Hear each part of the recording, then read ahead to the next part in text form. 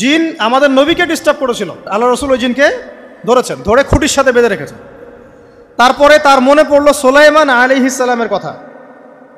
সুলাইমান আলাইহিস সালাম বলেছিল আল্লাহকে, আল্লাহ আমাকে যে ক্ষমতা তুমি দিয়েছ আমার পরে কাউকে এই ক্ষমতা আর দিও না। আর সুলাইমান আলাইহিস সালামকে আল্লাহ পাক জিন জাতিকে অনুগত করে দিয়েছিলেন।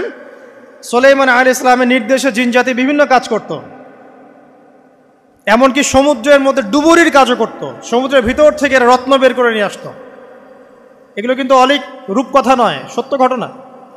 তখন নবী সাল্লাল্লাহু আলাইহি ওয়াসাল্লাম বললেন যে আমার ভাই সুলাইমানের কথা আমার মনে পড়ে গেল, তাই আমি জিনটাকে ছেড়ে দিলাম। তো আল্লাহ পাক জিন জাতিকে সৃষ্টি করে এই পৃথিবীতে পাঠানোর পর তারা এরকম ফিতনা এবং ফাসাদ সৃষ্টি করার পরে আল্লাহ পাক ওদেরকে ধ্বংস করে দেন। দেওয়ার পরে আরও অনেক যুগ এবং অনেক শতাব্দী কেটে যায়। কত যুগ কত শতাব্দী আল্লাহ ভালো জানেন। অনেক লম্বা সময় পরে গিয়ে আল্লাহ রাব্বুল আলামিন ফেরেশতাদেরকে ডাকেন। কাদেরকে ডাকেন? তাদেরকে ডেকে বলেন ওয়াইজ ক্বালা রাব্বুকা লিল মালায়েকা, স্মরণ করো নবী সেই সময়ের কথা যখন তোমার রব ফেরেশতাদেরকে ডাকলেন, ডেকে বললেন ইন্নী জাইলুন ফিল আরদি খলিফা, হে ফেরেশতা মণ্ডলী আমি পৃথিবীতে আমার খলিফা পাঠাতে চাই। কি পাঠাতে চাই ভাই? খলিফা। খলিফার দুটো অর্থ, একটা হচ্ছে ওই যে জিনরা যে চলে গেল ওর স্থলাভিষিক্ত হয়ে আরেকটা জাতি, স্থলাভিষিক্ত হওয়া। আরেকটা ব্যাখ্যা হচ্ছে খলিফা শব্দের মানে হচ্ছে যে ব্যক্তি আল্লাহ পাকের বিধান অনুযায়ী পৃথিবীতে বিচার ফয়সালা করে সে আল্লাহর খলিফা। আমি কি বুঝাতে পারছি? আল্লাহ পাক ফেরেশতাদেরকে বললেন আমি পৃথিবীতে আমার খলিফা পাঠাতে চাই, প্রতিনিধি এবং যে আল্লাহর বিধান দ্বারা বিচার ফয়সালা করে। তখন ফেরেশতারা বলছেন ক্বালু, ফেরেশতারা বলছেন আতাজআলু ফিহা মান ইউফসিদু ফিহা ওয়া ইয়াসফিকু দিমা, হে আল্লাহ আপনি কি এমন কোন সৃষ্টিকে আবার পৃথিবীতে পাঠাতে চান যে পৃথিবীতে গিয়ে ফিতনা ফাসাদ সৃষ্টি করবে অথবা রক্তপাত ঘটাবে? ফেরেশতারা এই কথা কিভাবে বলতে পারলো? হ্যাঁ, জিন জাতির অভিজ্ঞতার আলোকে। ঠিক আছে, তখন আল্লাহ পাক বলছেন ইন্নী আ'লামু মা লা তা'লামুন, দেখো আমি যা জানি তোমরা তা জানো না।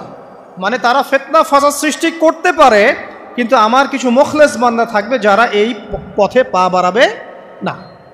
আচ্ছা, এবার আল্লাহ রাব্বুল আলামিন আদম আলাইহিস সালামকে সৃষ্টি করলেন। আল্লাহ পাক নিজের হাত দিয়ে আদম আলাইহিস সালামকে সৃষ্টি করেছেন। সূরা সদের মধ্যে আল্লাহ পাক বলেছেন, দেখুন মহাবিশ্বের কোনো সৃষ্টির ব্যাপারে বলা হয়নি যে খলাকতু বিয়াদাই, আমি নিজ হাতে তাকে সৃষ্টি করেছি। শুধুমাত্র আদম আলাইহিস সালাম, আমাদের পিতার ক্ষেত্রে বলা হয়েছে খলাকতু বিয়াদাই, আমি নিজ হাতে তাকে সৃষ্টি করেছি। কত সম্মান, কত ভালোবাসা, তাই না? এবার আল্লাহ রাব্বুল আলামিন আদম আলাইহিস সালামকে সমস্ত নাম শিক্ষা দিলেন। সমস্ত নাম মানে কি? ওয়াল্লামা আদামাল আসমাআ কুল্লাহা, আল্লাহ পাক বলছেন এরপর আমি আদম আলাইহিস সালামকে মহাবিশ্বের যত জ্ঞান আছে সমস্ত নাম শিক্ষা দিয়ে দিলাম। সুবহানাল্লাহ। যেই জ্ঞান ফেরেশতাদেরও ছিল না, যেই জ্ঞান ইবলিসেরও ছিল না। ইবলিস কিন্তু অনেক জ্ঞানী ছিল, অনেক বড় আবেদ ছিল, সে দীর্ঘদিন আল্লাহর ইবাদত করেছে, কিন্তু এই জ্ঞান কিন্তু তারও ছিল না, ফেরেশতাদেরও ছিল না। সুম্মা আরাদাহুম আলাল মালাইকা, এরপর আল্লাহ রাব্বুল আলামিন আদম আলাইহিস সালামকে ফেরেশতাদের সামনে নিয়ে আসলেন, উপস্থাপন করলেন। মহাবিশ্বের ঘটনা, এটা ঘটছে, চিন্তা করেন, এটা কিন্তু ঘটেছে আগে, অতীত। এবার সমস্ত ফেরেশতার সামনে আদম আলাইহিস সালামকে নিয়ে আসা হচ্ছে। এবার বলা হচ্ছে যে হে ফেরেশতারা, তোমরা এই নামগুলো বলে দাও দেখি, তোমরা যদি সত্যবাদী হও। তো ফেরেশতারা বলছেন লা ইলমা লানা ইল্লা মা আল্লামতানা, হে আল্লাহ আপনি আমাদেরকে যা শিখিয়েছেন এর বাইরে তো কোনো জ্ঞান নাই আমাদের। তারপর আল্লাহ পাক আদমকে বললেন আলাইহিস সালাম, হে আদম তুমি সব নাম বলে দাও দেখি। এরপর আদম আলাইহিস সালাম সমস্ত নাম একটা একটা করে বলে দিলেন। তাহলে আমাদের পিতা জ্ঞানী ছিলেন না অজ্ঞ ছিলেন? আর আমরা তার সন্তান হিসেবে জ্ঞানী না অজ্ঞ? এটা আমাদের শোভা পায়? আমাদের পিতা ছিলেন মহাবিশ্বের সবচেয়ে জ্ঞানী সত্তা। আল্লাহ রাব্বুল আলামিন তাকে জ্ঞান শিক্ষা দিয়েছেন, সমস্ত জ্ঞান। তবে তার সমস্ত জ্ঞান আর এই মহাবিশ্বের সমস্ত জ্ঞান আল্লাহর জ্ঞানের তুলনায় কতটুকু জানেন? একটা সমুদ্রের মধ্য থেকে এক ফোঁটা পানি উঠালে যেমন হয়, পুরো মহাবিশ্বের জ্ঞান আল্লাহর জ্ঞানের সামনে এতটুকু। আল্লাহ পাকের জ্ঞান এত অসীম, পুরো মহাসাগরের মধ্য থেকে এক ফোঁটা পানি তুললে, ওই যে এক ফোঁটা পানি তুললেন, এটা মহাবিশ্বের জ্ঞান, আর বাকি সমস্ত পানি এটা আল্লাহ পাকের জ্ঞান। ঠিক দুনিয়ার জীবনের এক্সাম্পলটা এমনই। একটা সাগরের মধ্যে আঙ্গুল ডুবালে, আঙ্গুল উঠালে যতটুকু পানি আঙ্গুলে বেঁধে থাকে এটা দুনিয়া, আর পুরো মহাসাগরটাই হচ্ছে কি আখিরাত।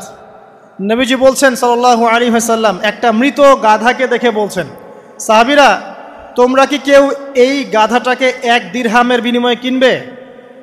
কান কাটা, মৃত, গলে আছে, এই গাধাটাকে কিনবা 1 দিরহাম দিয়ে? সাহাবীরা বলছেন, মাংনা দিলেও তো কিনবো না। ইয়া রাসূলুল্লাহ, যদি ফ্রিও কেউ দেয়, বিনামূল্যে দেয়, তাও তো নিব না। তখন নবী সাল্লাল্লাহু আলাইহি ওয়াসাল্লাম বলছেন, এটাই হচ্ছে আল্লাহর কাছে দুনিয়ার এক্সাম্পল।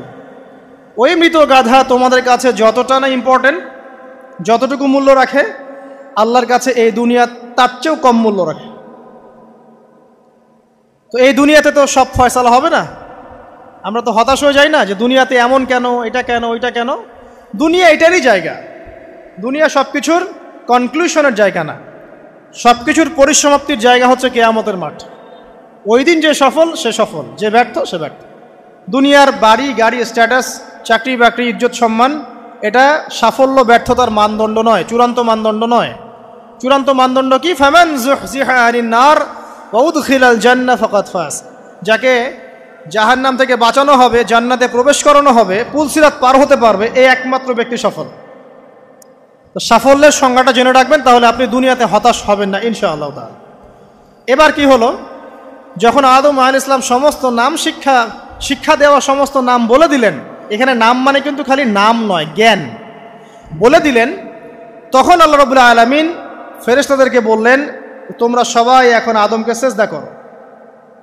ওয়াইয কুলনা লিল মালাইকাতি ইসজুদু লি আদম। আল্লাহ পাক এবার বলছেন, আমি সমস্ত মালায়েকাকে বললাম তোমরা আদমকে সিজদা করো। ফাসাজাদু, সবাই সিজদা করলো, ইল্লা ইবলিস, ইবলিস সিজদা করলো না। কেন করলে না? ইবলিসকে বলা হচ্ছে, ইয়া ইবলিস মা মানাকা আল্লা তাসজুদা ইয আমারতুক, তোমাকে কে নিষেধ করলো সিজদা করতে ওই আদমকে যাকে আমি আদেশ করেছি? কে নিষেধ করলো? তখন ইবলিস বলছে, খলাকতানি মিন নার ওয়া খলাকতাহু মিন তিন, আমাকে সৃষ্টি করেছেন আগুন দিয়ে আর আদমকে সৃষ্টি করেছেন মাটি দিয়ে, আমি কিভাবে তাকে সিজদা করতে পারি? ইবলিস বলতে চাইলো যে আপনি যে বলছেন আদমকে সিজদা করো, আদম তো মাটির তৈরি, আমি তো আগুনের তৈরি, তাহলে আপনি ভুল বলছেন। নাউজুবিল্লাহ। আগুন কেন মাটির সামনে নত হবে? মাটি আগুনের সামনে নত হওয়া উচিত। তার কেয়াস হচ্ছে এমন, কেয়াস মানে কি? তার এটা কি? হ্যাঁ, তার এটা যুক্তি, তার এটা যুক্তি এবং দর্শন যে আমি কেন তাকে সিজদা করব? আমি তো আগুনের তৈরি আর আদম হচ্ছে মাটির তৈরি। তো খলাকতাহু মিন নার ওয়া খলাকতানি মিন তিন, খলাকতানি মিন নার ওয়া খলাকতাহু মিন তিন, আমাকে সৃষ্টি করেছেন আগুন দিয়ে, আদমকে সৃষ্টি করেছেন মাটি দিয়ে। আবা ওয়াস্তাকবারা, আল্লাহ পাক বলছেন সে উদ্ধত হলো এবং অহংকার প্রদর্শন করলো। আর আল্লাহ পাক অনেক কিছু মাফ করে দেন, কিছু কিছু বিষয় আল্লাহ পাক মোটেই পছন্দ করেন।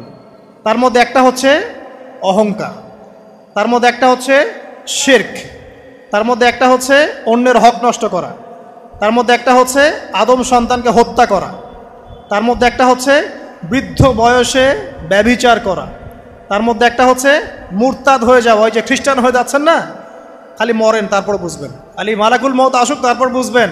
আল্লাহ রাব্বুল আলামিন বলছেন তার রাসূলের মাধ্যমে, কেউ যদি সাক্ষ্য দেয় আল্লাহ ছাড়া কোনো মাবুদ নাই, মুহাম্মদ সাল্লাল্লাহু আলাইহি ওয়াসাল্লাম শেষ নবী, ঈসা ইবনে মারইয়াম আল্লাহর প্রেরিত নবী, আল্লাহর পুত্র নন, জান্নাত সত্য এবং জাহান্নাম সত্য, এই 5টা বিষয় যদি কেউ সাক্ষ্য দেয় ইনশাআল্লাহ সে জান্নাতে যাবে, তার আমল যেমনই হোক না কেন।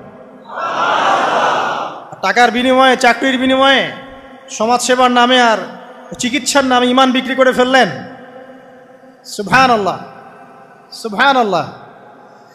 তোমাদের এই পৃথিবীতে বেঁচে থাকার চাইতে মাটির তলে চলে যাওয়া ভালো। আবর্জনার কোনো প্রয়োজন নাই আল্লাহর এই জমিনে। এই মুসলিম উম্মার আবর্জনার কোনো প্রয়োজন নাই। এই মুসলিম উম্মার ইমানদার সাহসী তরুণ প্রজন্মের দরকার। আল্লাহ পাক কবুল করুন, আমিন। এরপরে কি হলো? ইবলিস সিজদা করলো না, আবা ওয়াস্তাকবার, সে উদ্ধত হলো এবং অহংকার প্রদর্শন করলো। এবার আল্লাহ পাক জিজ্ঞাসা করলেন, কেন করলে না, কেন করলে না? সে বলল যে আগুন দিয়ে সৃষ্টি করেছেন আমাকে, তাকে সৃষ্টি করেছেন আপনি মাটি দিয়ে, সো আপনি ভুল আমি সঠিক, আমি কেন তাকে সিজদা করব? আল্লাহ পাক তখন আর তার প্রতি রহম করলেন না। আল্লাহ পাক তখন তাকে বলছেন ফখরুজ মিনহা, এখান থেকে বেরো। আল্লাহ পাক যেমন গফুর রহিম আরহামুর রহিমিন, ঠিক তেমনি আল্লাহ পাক শাদীদুল ইকাব, কঠিন শাস্তিদাতাও বটে। আল্লাহ পাক শুধু কি দয়াই করবেন, শাস্তি দিবেন না? দিবেন। ফখরুজ, অপদস্থ হয়ে লাঞ্ছিত হয়ে এখান থেকে বের হয়ে যাও। এখানে অহংকার করার অধিকার তোমাকে দেয়া হয় না, এখান থেকে বের হয়ে যাও। এবার ইবলিস বের হয়ে যাচ্ছে। বের হয়ে যাওয়ার সময় ইবলিস বলছে রব্বি, কি বলছে? রব্বি। দেখেন ইবলিস আল্লাহকে বলছে রব্বি, মানে ইবলিস আস্তিক। ইবলিস কি আস্তিক? ইবলিস আল্লাহ বিশ্বাস করে। ইবলিস বলছে রব্বি, হে আমার রব, আনজিরনি ইলা ইয়াউমি ইউবআসুন, আমাকে কিয়ামত দিবস পর্যন্ত অবকাশ দেন। আমাকে তো বের করে দিচ্ছেন, ঠিক আছে, আমাকে কিয়ামত দিবস পর্যন্ত অবকাশ দেন। শব্দ চয়ন হচ্ছে রব্বি, হে আমার রব, মানে ইবলিস কিন্তু নাস্তিক না। তাহলে এখন যারা এই যে এথিজমে বিশ্বাস করছেন, আসলে এরা কেউ নাস্তিক না, এরা ইসলাম বিদ্বেষী। কখনো দেখবেন না তাদেরকে অন্য ধর্মের কোনো বিষয় নিয়ে কটু মন্তব্য করছে, প্রশ্ন উত্থাপন করছে, এমনটা খুব কমই দেখবেন। এদের যত মাথা ব্যথা ইসলাম নিয়ে। এখানে দেখেন ইবলিসের কথা বলছি, ইবলিস কিন্তু আস্তিক। ইবলিস কি বলছে? রব্বি আনজিরনি ইলা ইয়াউমি ইউবআসুন, হে আমার রব। ইবলিস জানে যে আল্লাহ তার রব। ওই যে সূরা হাশরের শেষের দিকে পড়ে দেখবেন ইবলিস বলে উকফুর, তোমরা কুফরি করো। তারপরে মানুষ যখন কুফরি করে সে বলে আমি ইন্নী আখাফুল্লাহ রাব্বাল আলামিন, আমি আল্লাহকে ভয় করি যে জগৎ সমূহের প্রতিপালক। শয়তানকে মানুষ গিয়ে জিজ্ঞাসা করবে, জাহান্নামীরা, তুমি আমাদেরকে পথভ্রষ্ট করেছিলে। শয়তান বলবে আমি কিচ্ছু করি নাই, আমি তোমাদেরকে কোনো কাজে ফোর্স করি নাই, আমি শুধু তোমাদেরকে ওয়াসওয়াসা দিয়েছি, তোমরা নিজেরাই কাজ করেছো। ফালা তালুমুনি ওয়ালুমু আনফুসাকুম, সূরা ইব্রাহিম পড়ে দেখেন। শয়তান বলবে তোমরা আমাকে লানত করো না, নিজেদেরকেই লানত করো, আমি তো তোমাদেরকে বাধ্য করে কাজ করাই নাই, তোমরা নিজেরাই করেছো এই কাজগুলো। আসুন সামনে যাই। এবার আল্লাহ পাক যখন ইবলিসকে বের করে দিলেন, সে বলছে আমাকে কিয়ামত পর্যন্ত অবকাশ দিন। কিয়ামত পর্যন্ত অবকাশ নিয়ে ইবলিস কি করবে? উত্তর, ইবলিস বলছে ফাবিমা আগওয়াইতানি, হে আল্লাহ, যে কারণে বা যে আদমের কারণে আপনি আমাকে এখান থেকে বের করে দিলেন, লাআকউদান্না লাহুম সিরাতাকাল মুস্তাকিম, আমি সে আদম সন্তানের সরল পথে ওত পেতে বসে থাকব। শয়তানের কথা কি মনে থাকবে যুবক ভাইরা? শয়তানের চ্যালেঞ্জ কি? আমি আদম সন্তানের সরল পথে ওত পেতে বসে থাকবো, মানে আমার আপনার সবার পথে সে ওত পেতে বসে আছে। এটা যদি মাথায় থাকে তাহলে জীবনে চলা সহজ হয় না? আচ্ছা, আর কি করব? সুম্মা লাআতিয়ান্না মিন বাইনি আইদিহিম, শুধু বসেই থাকবো না, আমি আসবো তাদের সামন থেকে, ওয়া মিন খালফিহিম, তাদের পিছন থেকে, ওয়া আন আইমানিহিম, তাদের ডান দিক থেকে, ওয়া আন শামাইলিহিম, তাদের বাম দিক থেকে, ওয়ালা তাজিদু আকসারাহুম শাকিরিন, হে আল্লাহ, আপনি বেশিরভাগ আদম সন্তানকে শুকরগুজার পাবেন না। কার কথা? শয়তানের। এই কথাটা কি সত্য না মিথ্যা? এখন বেশিরভাগ লোক নামাজ পড়ে না পড়ে না? পড়ে না। বেশিরভাগ মুসলিমের দাড়ি আছে না নাই? বেশিরভাগ মুসলিম সুদ খায় না খায় না? এখন বেশিরভাগ তরুণ প্রজন্মের জেনায় আছে না নাই? পর্নোগ্রাফি সবাই দেখে না দেখে না? অন্যের সম্পদ আত্মসাৎ মানুষ করছে না? দুর্নীতি করছে না? ঘুষ খাচ্ছে না? ইসলামের বিধান 100% পালন করে কত পার্সেন্ট মানুষ? খুব কম। আচ্ছা বাদ দেন এত বড় বড় কথা, শুধু কোরআনুল কারীম তেলাওয়াত করতে পারে কতজন মানুষ? বলি না আমরা 90% মুসলিমের বাংলাদেশ, তো 90% মুসলিমের বাংলাদেশে কত ভাগ মুসলিম কোরআন তেলাওয়াত করতে পারে? একটা শুমারি করে দেখেন, কোরআন শুমারি, এটা কোরআন শুমারি করে দেখেন যে কত পার্সেন্ট মুসলিম শুদ্ধ করে কোরআন পড়তে পারে। যারা পড়তে জানে তাদেরও পড়া যে কত ভুল আছে, আলেম ওলামার কাছে গেলে বুঝতে পারবেন। আর এই ভুলের কারণে যে অর্থ কত পরিবর্তন হচ্ছে আপনি তো জানেনই না। তো এই যে শয়তান বলেছে ওয়ালা তাজিদু আকসারাহুম শাকিরিন, আপনি বেশিরভাগকেই শুকরগুজার পাবেন। তো কথা সত্য না মিথ্যা? দেখেন, ও কিন্তু তার মিশনের মধ্যে ঠিকই আছে। কথা যে সত্য তার প্রমাণ সহিহ বুখারীর একটা হাদিস, যেটা 4 বার এসেছে বুখারীর মধ্যে, যে আদম আলাইহিস সালামকে ডাকা হবে কিয়ামতের মাঠে, ডেকে বলা হবে তোমার সন্তানদের মধ্য থেকে জাহান্নামীদেরকে আলাদা করে দাও। আদম আলাইহিস সালাম বলবেন কতজনকে আলাদা করে দিব? আল্লাহ পাক বলবেন প্রতি 1099 জনকে জাহান্নামের জন্য আলাদা করে দাও। শয়তানের কথা ঠিক না বেঠিক? এবার আল্লাহ রাব্বুল আলামিন তাকে বের করে দিলেন। ইবলিস এবার বের হয়ে গেল, চ্যালেঞ্জও করলো।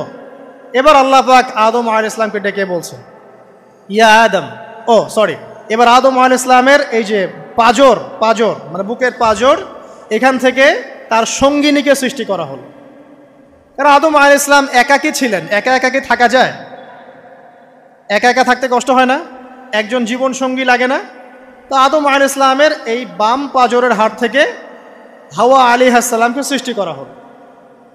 সৃষ্টি করার পর আরও একটা ঘটনা আছে যে আল্লাহ রাব্বুল আলামিন আদম আলাইহিস সালামের পিঠের যে অংশটুকু আছে, এই অংশটুকু থেকে আগামীতে যত আদম সন্তান আসবে সবাইকে ছোট ছোট পিঁপড়ার আকৃতিতে সামনে নিয়ে দেখালেন।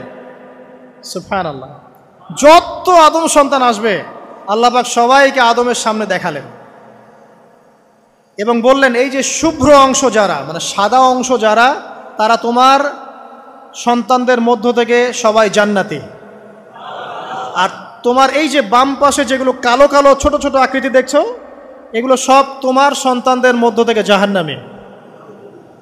আমরা দোয়া করি আমরা তাদের অন্তর্ভুক্ত না হই। এবার আল্লাহ পাক সবাইকে বললেন, সূরা আরাফের মধ্যে আসছে 182 নম্বর আয়াতে মনে হয়, আল্লাহ পাক বলেন আলাস্তু বিরব্বিকুম, হে আদমের সন্তানরা আমি কি তোমার রব নই? আমি কি তোমাদের রব নই? আলাস্তু বিরব্বিকুম, আমি কি তোমাদের রব নই? আলাস্তু বিরব্বিকুম, আমি কি তোমাদের রব নই? আমরা সবাই তখন বলেছিলাম বালা ইয়া রব্বি, অবশ্যই আপনি আমাদের রব। আমরা এখন ভুলে গেছি না?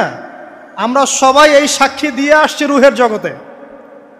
আর রুহের জগৎ বলে একটা জগৎ আছে, অনেক জগৎ আছে। রুহের জগৎ একটা, দুনিয়ার জগৎ একটা, জিন জাতির জগৎ আলাদা, বারজাখ পরকালে যে কবরে রাখার পরে বারজাখের জগৎ একটা, আর দারুল করার যেটা হবে একদম জান্নাত জাহান্নাম, ওটা আরেকটা জগৎ। এই যে মহাবিশ্ব যে সম্প্রসারিত হচ্ছে, এক এক গ্যালাক্সিতে এক একটা জগৎ না, এরকম বহু জগৎ আছে। রুহের জগতে আমরা এই ওয়াদা আল্লাহর কাছে করে এসেছি। এটাকে আহদে আলাস্তু বলে। কি বলে? আহদে আলাস্তু, মানে আলাস্তু বিরব্বিকুম, আমি কি তোমাদের রব নই? আমরা বলেছিলাম হ্যাঁ আপনি আমাদের রব। একটা মজার কথা আছে এখানে, যখন আদম আলাইহিস সালাম দেখছিলেন তার সন্তানদেরকে সাদা সাদা আকৃতি ছোট ছোট, এর মধ্যে একটা সন্তানকে দেখে, একজন সন্তানকে দেখে তার প্রচণ্ড ভালো লেগেছিল এবং তিনি অত্যন্ত সুদর্শন ছিলেন। তাকে দেখে তার প্রচণ্ড রকম ভালো লেগেছিল। আল্লাহ পাককে তিনি জিজ্ঞাসা করলেন, হে আল্লাহ, আমার সন্তানদের মধ্যে একে, এই সুন্দর সন্তান কে? আল্লাহ পাক বললেন সে হচ্ছে তোমার সন্তান দাউদ। কি নাম? দাউদ আলাইহিস সালাম। আর আপনাকে বলে রাখি, আদম আলাইহিস সালামের ব্যাপারে যেমন আল্লাহ পাক বলেছেন আদম আমার খলিফা, ঠিক দাউদ আলাইহিস সালাম সম্পর্কেও আল্লাহ পাক বলেছেন দাউদ আমার খলিফা। বুঝতে পারলেন? কোথায় আছে? সূরা সাদ পড়ে দেখেন। ঠিক আদম আলাইহিস সালাম সম্পর্কে আল্লাহ পাক বলেছেন না যে আমি পৃথিবীতে খলিফা পাঠাচ্ছি, ঠিক দাউদ আলাইহিস সালাম সম্পর্কেও আল্লাহ পাক বলেছেন দাউদ আমার খলিফা। ইয়া দাউদ ইন্না জাআলনাকা খলিফাতান ফিল আরদ ফাহকুম বাইনান নাস বিল হক ওয়া লা তাত্তাবিল হাওয়া। আয়াতটা পড়ে দেখবেন, ওইদিকে আমি পরে আসছি। তো ওই সন্তানকে দেখে